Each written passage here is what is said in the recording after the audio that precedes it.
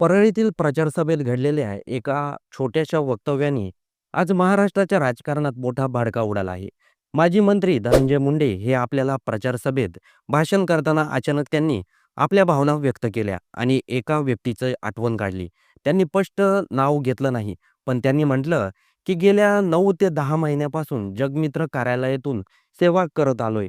पण आज एक व्यक्ती आपल्या सोबत नाहीये याची जाणीव होते. काही चुकलं, काही नाही, ते न्यायालय बघेल. आता हे एक व्यक्ती कोण? सगळ्या राजकीय वर्तुळात चर्चा सुरू झाली आहे. एकच कोणाचे नाव न घेता त्यांनी वाल्मिक कराड यांचीच आठवण काढली असं म्हटलं जात आहे. आता या वक्तव्यामागे एक मोठी पार्श्वभूमी आहे. संतोष देशमुख यांचं हत्या प्रकरण. बीड जिल्ह्यातील मसाजोग गावचे सरपंच संतोष देशमुख यांची क्रूर हत्या झाली. अपहरण आणि या प्रकरणातील प्रमुख आरोपी म्हणून वाल्मिक कराडचं नाव समोर येतं आणि हे सर्व समोर आल्यानंतर धनंजय मुंडे यांना मंत्रिपदाचा राजीनामा दिला होता. हे प्रकरण महाराष्ट्रभर हादरून गेलं होतं. आता असा प्रश्न होतो की हत्या प्रकरणातील आरोपी असलेल्या व्यक्तीचे प्रचार सभेत आठवण यावरूनच सुरू झाला वादाचा नवा झोत. मनोज जरांगे पाटील मराठा समाजासाठी लढा देणारे, थेटपणे बोलणारे नेते.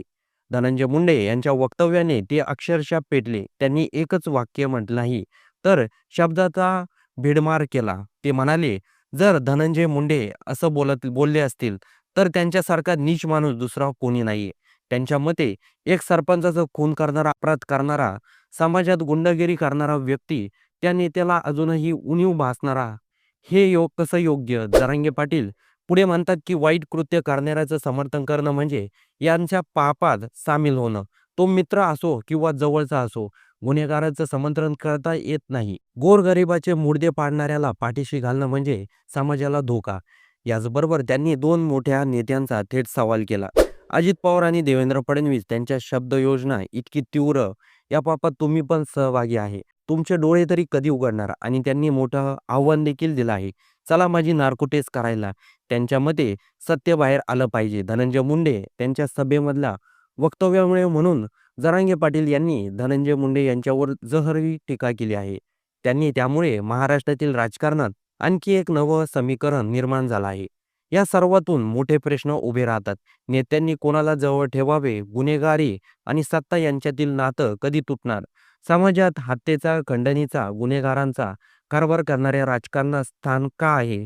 पुढे बोलताना ते म्हणाले, शब्दातून का होईना धनंजय मुंडे यांनी उघड पाडलं की गुंडगिरी, भ्रष्टाचार करणं, दारू पिऊन पोरांना त्रास देणं, त्यांच्या समाजातील काही लोकांना गुन्हेगारीकडे वळून ब्लॅकमेल करून आपला संसार उभा करणं, असे भयंकर पाप कराड करत होता. धनंजय मुंडे हे गुंडगिरीमधून राजकारणात उभा करत होते. असा माणूस अजिबात चांगला नाही. देवेंद्र फडणवीस, अजित पवार यांनी आता डोळे उघडले पाहिजेत, नाहीतर तुम्ही सुद्धा धनंजय मुंडे यांच्या पापात खाक होताल.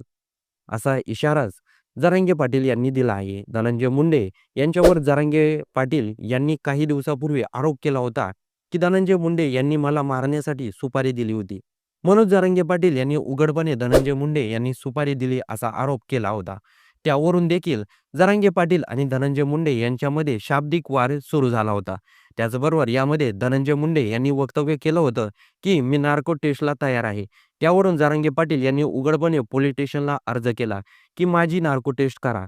त्यानंतर धनंजय मुंडे यांची नार्को टेस्ट करा. पण जरांगे पाटील नार्को टेस्टला तयार झाल्यानंतर धनंजय मुंडे यांनी कुठलंही वक्तव्य केलं नाही. पण जरांगे पाटील यांनी काही व्हिडिओ पोलिसांना, जे अटक केलेले 2 आरोपी होते, त्यांच्या जेव्हा चौकशी केली, तेव्हा चौकशीमधून त्या व्यक्तीनं मुंडे यांचंच नाव घेतलं असा आरोप जरांगे पाटील यांनी केला होता.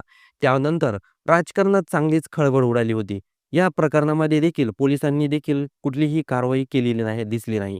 त्याचबरोबर जरांगे पाटील यांनी आपलं संरक्षण मागे घेण्याची पोलिसांना विनंती केली. जरांगे पाटील यांचं संरक्षण देखील काढून घेण्यात आलं. त्या प्रकरणामध्ये आरोप प्रत्यारोप सुरूच आहे. तेच आता धनंजय मुंडे यांनी नवीन वक्तव्य केल्यामुळे धनंजय मुंडे पुन्हा एकदा अडचणीत आले आहे. जरांगे पाटील यांनी देवेंद्र फडणवीस आणि अजित पवार यांना विनंती केली आहे की धनंजय मुंडे यांचा बंदोबस्त करा. या प्रकरणात काय कारवाई होती याकडे सर्वांचंच लक्ष लागून आहे. त्याचबरोबर या प्रकरणाबद्दल आपलं काही मत असेल तर ते कमेंट बॉक्समध्ये नक्की नोंदवा आणि जाता जाता हो द्या चर्चा चॅनलला सर्वात आधी सबस्क्राईब नक्की करून जा.